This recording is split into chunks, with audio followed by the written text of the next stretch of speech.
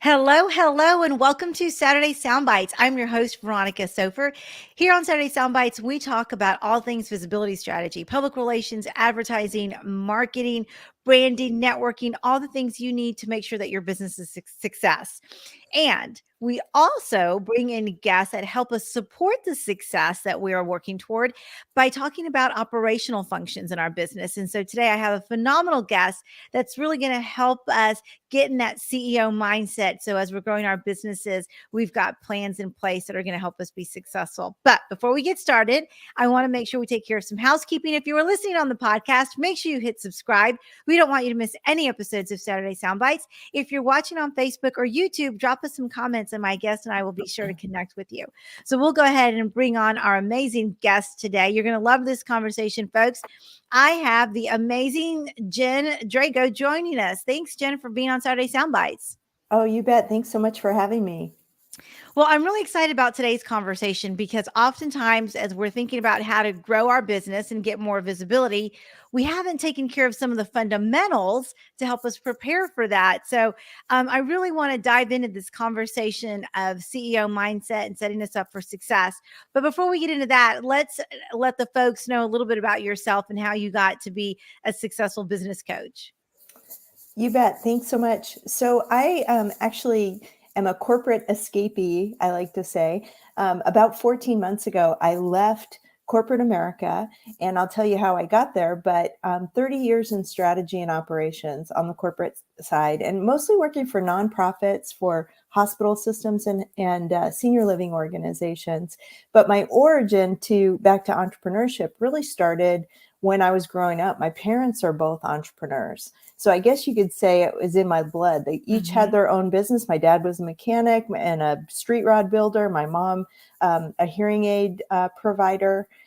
And so I started early, and I also married someone who is also had an entrepreneurial background in his family. His family ran trucking companies, and he and his dad built a successful trucking company.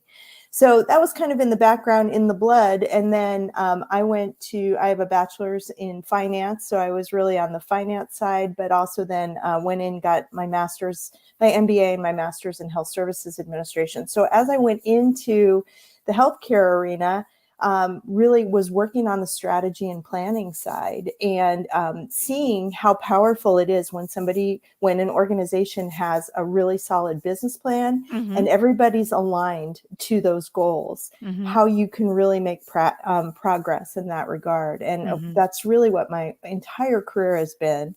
And so when I came out of corporate, I really wanted to return to my entrepreneurial roots and support entrepreneurs and small business owners, and maybe teach them some of those strategic principles that bring about success, that help them get further faster, help them, design their roadmap to get where they want to be. And so that's really how I got here today, launched Peak to Profit about 14 months ago. That's very exciting. I love it. And I love all the expertise. And I love that you've had some great role models in your life that demonstrated to you that there is a way to grow a successful business outside of the corporate space. So that's pretty cool. So Jen, when we're thinking about CEO mindsets, and the majority of our listeners and viewers really are either deciding whether or not they're going to go full-time into their entrepreneurial ventures, or they have, or people are just lurking around and getting an idea about what this online entrepreneurship thing is, because during the pandemic, so many people were learning and growing. So when you think about our audience that way, what are some of the challenges that you see folks dealing with when it comes to CEO mindset and success? Well, the first thing that I would like to encourage your readers to think of, or your listeners, excuse me, to think about is if you are a business owner, even if it's a side hustle and it's small, not where you want it to be, you're going to grow it in the future. You are the CEO of that business. And so you really need to think of yourself as a CEO. One of the key things that a CEO needs to do is to provide vision for their business. Even if you're a solopreneur, because at some point in the future, you're going to bring on a team and you're going to get busier. But it's your job to envision where you want your organization to go. So I would say that's the very first thing, is to create a vision for that organization. And I'll tell you about a freebie that I have on my website that helps with that. It's creating a vision narrative, which is a series of 6 to 10 statements that describe your business very descriptively and inspirationally, by the way, 3 years from now. And that becomes your destination. When you have that destination in mind and you are reviewing that vision every single day, you can then, your roadmap, the path to get there becomes really clear. And then the next thing a CEO needs to do is set goals and hold themselves accountable to those goals to start moving toward that vision. That vision becomes really important. You might say, well, if I'm a solopreneur, how important is this? Well, first of all, you have to motivate yourself. I know we're going to talk about mindset more because it's so important as an entrepreneur. But yeah, that having that vision is going to keep you motivated and inspired every single day. And then as you bring on team members, whether they're contractors, VAs, virtual folks that are going to help you on a part-time basis, showing them that vision narrative of where you're taking your business is extremely powerful because it helps them serve you and your customers even better. No, that's right on the money. And I think sometimes we sell ourselves short. Well, this is just a little side business that I have, or it's my little project. And the reality is, it's an asset. It is something that you're growing. And if you haven't articulated that mission and vision, and maybe some of those strategies, you're missing out on an opportunity to make sure that you're using your resources effectively. Right. And sharing your talents, right? We all Yeah. start our businesses because we have something to share with the world. We have a gift. And yeah, so step into that CEO role, starting with your mindset first, and then fulfill some of those organizational responsibilities that a CEO has for their business. Yeah. So let's get to the nuts and bolts of it. Let's talk about some key strategies. Let's talk about what people need to be doing, other than mindset, to really become successful, to ensure their business is growing the way they envisioned it. You bet. So I love to talk about, well, so in addition to having the vision and the goals, right? That's kind of your day to day. That's your foundational, um, directional information that you lead from every single day. But there are some things that we need to do to care for ourselves and our business that make us even better leaders. And I like to call it the heart of business. So as a CEO, you're the heart of your business. You're also the head of your business, but you're the heart of your business. And so when we unpack that acronym, the first letter is H, and that's for health. And so one of the things that I want you to think about as a CEO of your business is your own health. How are you taking care of you? We know, especially if we're parents and wives or husbands, we have so many responsibilities. Even, if we have a full-time job and a side hustle, so many things to do. But the bottom line is we can't take care of anything in our lives or anybody in our lives if our health is not in its top form. And so Yeah. we really Yeah. need to turn to self-care first and foremost. And I don't mean getting massages and bubble baths. I mean your nutrition, your what garbage in, garbage out. Are you moving your body every single day in some way? Are you, keeping your spiritual self healthy? All of the things. Are you sleeping well? Boy, sleep gets interrupted Yeah. when you have Yeah. too many things to do, right? So remember, as a CEO, first and foremost, your health is your business's health. And so whether we're taking care of children, taking care of our business, we do better when we take care of ourselves first. So that's the H. E is for execution. And so execution is really related back to those goals. And it's holding ourselves accountable to taking the action necessary to work on those goals in our business. And so that requires generally some time set aside that is truly strategic. So I like to tell my CEOs that I work with to have strategic time and operational time. So operational time might be time I'm working with my clients, time when I'm delivering my products, answering emails from clients, doing my marketing, including social media. My strategic time is when I'm working on my goals. So if I need new leads, new prospects, I want to be on podcasts, I'm creating a new product, that's time that has to be set aside. And I like to say well, depending on if you're full-time or part-time in your business, it can be 4 to 8 hours a week, Mhm. but probably about 10% or 20% of your work week should be strategic in nature versus operating your business. Mhm. So that will really move you forward on the execution side. Then the A is for attitude. And this Ah, is that's important. yeah, and so here's the thing we don't honestly often recognize about being an entrepreneur is when you're a solopreneur, you're your own cheerleader, and you Yeah. have to keep yourself in a positive mindset each and every day, and that's hard to do sometimes. And so one of the easiest ways I find to help pump myself up is to keep a list of my accomplishments by day. So at the Oh, end that's a of good every idea. day, yeah, celebrate your wins. Mm. And you will be amazed when you take stock in all that you're able to accomplish. I know we all have to-do lists that are a mile long and we normally think of everything we have to do.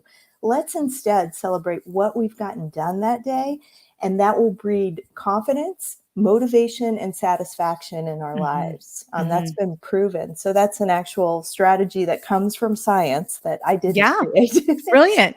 Yeah. The R is for routines. And so, what I like to say again with businesses, and this relates back to us playing many roles in our lives and taking care of our health too, is having specific routines both in our personal lives and our business. So, morning routines are really important to make sure that we start the day in a calm, organized way. Mhm. Evening routines are really important so that we're prepared and set up for the next day. Again, even more important when you have kids at home that Sure. you're caring for, in addition to all the other things you're doing. Just because those help you take care of your business better, take care of yourself better. And then in your business, having startup routines when you come to your desk every day, the first thing I do not do is open my email or my social media. Yeah. I work on the hardest thing first, and I have my top three priorities every day, and then my shutdown routine in my business is setting myself up for my top three priorities the next day. Mhm. So those, Mhm. I find that routines are very important as a CEO, and again set us up for success. And then the final principle is around time and Mm. time management, right? So Yeah. we know, again, when we're wearing all the hats, having great time management is really important, and making sure that we don't suffer from time stress. Mhm. And some of the best ways to do that include time blocking, that strategic time on our calendar, and making sure we use those routines to bookend our days, and just trying to be really intentional with our time so that we don't feel so scattered. Mhm. Once you have your goals and you use your strategic time well, you're going to know. And I think it brings a lot of people comfort and peace knowing I'm working on the most important things in my business. I'm not just Right, right. scrolling social media all day. I'm here working on my business every single week, depending on where you place your strategic time in your calendar. Yeah, that's great. That's a phenomenal acronym. But I think more important than that are all of the easy steps that you can take, because none of that seemed difficult. Time management, routine, all of that seemed like it's manageable. I think sometimes we just get a little overwhelmed by how much we need to do. So I like how you broke it down, because I think it gives people some confidence in knowing that they can do this to grow their business and really be successful as a CEO. Absolutely. And you said exactly the right thing, which is we know all this stuff, Yeah. and it's pretty simplistic. Sometimes we fail to put it into action. But if you can be really consistent as a business owner, maintain those routines, work on your goals, have that strategic time set aside, consistency is really the key. I heard a quote once that said, "You can't fail if you don't quit." Right? Mm. Yeah. So So true. yeah, we know if we're consistent, and it may take a year or two to get our businesses, really launched and started, and then we can grow from there. But the consistency is the key. Yeah. Well, before we wrap up, I want to make sure, Jen, we give people some things to ponder. And one of Mhm. the questions I wanted to ask you is, what is one of the biggest mistakes that you see entrepreneurs making as they're launching their business or just starting on the path of entrepreneurship? Honestly, I think it's shiny object syndrome. It's, Ah, in today's world, and especially if you're starting online, there's so much content coming at yeah. you all the time. There's a free challenge, somebody, you're on 9 million people's email list. There's a new course. um, Yeah, we yeah, we overconsume content to our detriment. And, it's funny because nowadays I really limit my consumption of other people's content. And almost every single time I go, this is really important. I need to learn a little bit more about this. And I listen and I go, yeah, I've already heard that. I know that, I just yeah, need to put it into action. So I really think it's over consuming content and not actually acting, because as business owners, if we start putting things into action, we're going to learn way quicker and yeah, be able to pivot and keep moving forward than continuing to listen to other people's advice. And yeah. I do love to listen to experts, so don't get me wrong, but we just have to be careful about the amount of content we consume. Yeah, no, I think that's a great piece of advice. Jen, tell us a little bit about how you work with folks and how you support them in growing their business and just rock at being a CEO. You bet. Well, so one of the things that I do is I have weekly content that hopefully is helpful. It's free. I do a video segment on an internet TV show. It's about 8 to 10 minute videos every single week. So if you get on my email list, you'll get that content. You'll get to learn, and you can, do it at your leisure. You don't even have to watch a video. You can just pop your headphones in and listen to it. And but the way I generally work with my clients is through VIP days, which Mhm. is basically helping them around their strategy. So setting up that vision narrative, setting up their goals, setting up that clear roadmap with timelines. So again, they can work on the strategy and the things that we talked about. And I do that. It depends on the size of the business, anywhere from 4 to 8 hours. But the beauty is you can work with me for a day or a half a day and have your roadmap set out. Yeah. So I do strategy intensives, I call them, or VIP days. And then I also am a business coach, but generally I work with people around their strategy. And then if they want ongoing coaching, we go Oh, from there gotcha. because we have a strategy in place. Hmm. Gotcha. That's fantastic. Now, remind people what your website is and how the best way is to connect with you. You bet. So it's peak2profit.com. And I think you can see it on Hmm. the screen there. So PEAK2profit.com. And I mentioned the vision narrative because I do think it's an awesome starting point for any entrepreneur, is again thinking about where they want to take their business. And so I have a free workbook on my website I think it's 12 pages, but I'll walk you through step by step the questions to ask yourself to create this vision narrative. And it's at peak2profit.com/F, as in freebie, /vision. Got it. So pretty simple, and they can get that free download. That will also put you on my email list so that you can always hear that weekly content and hopefully benefit from that as well. Yeah, no, that's fantastic. And we'll make sure that we include all those links in the show notes as well. Jen, it has been such a pleasure having you on Saturday Soundbites. I know how important mindset is to this journey that we're all on and growing our businesses. And so I just want to thank you for your time and all the great content you've delivered to us today. Oh, thanks so much. It was great to be with you.